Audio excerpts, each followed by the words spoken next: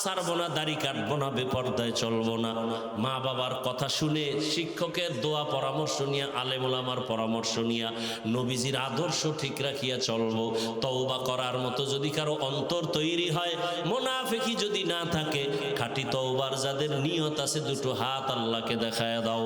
আয় আল্লাহ, হাতগুলো কবুল করে নেন, তওবা কবুল করে নেন, তওবার উপরে মজবুত হইয়া চলার তৌফিক দান করেন, আমিন।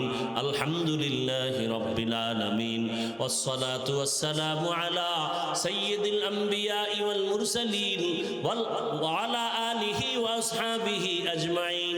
ইয়া আরহামার রাহিমিন, ইয়া আরহামার রাহিমিন, ইয়া আরহামার রাহিমিন। রব্বিরহামহুমা কামা রব্বায়ানি সগীরা। আল্লাহুম্মা ইন্নাকা আফুউন কারীম তুহিব্বুল আফওয়া ফাআফু আন্না। আল্লাহুম্মা ইন্না নাসআলুকা রিযাকা ওয়াল জান্নাহ ওয়া নাউযু বিকা মিন সাখাতিকা ওয়ান নার। আল্লাহুম্মা ইন্না নাউযু বিকা মিনাল বারাসি ওয়াল জুনুনি ওয়াল জুযাবি ওয়া সাইয়্যিল আসকাম। আল্লাহুম্মা ইন্না নাসআলুকা ইলমান নাফিআ ওয়া রিজকান ওয়াসিআ ওয়া শিফাআন মিন কুল্লি দা। আল্লাহুম্মা ইজআলনি ফি আইনি সাগীরান ওয়া ফি আ'য়ুনিন নাসি কাবীরা।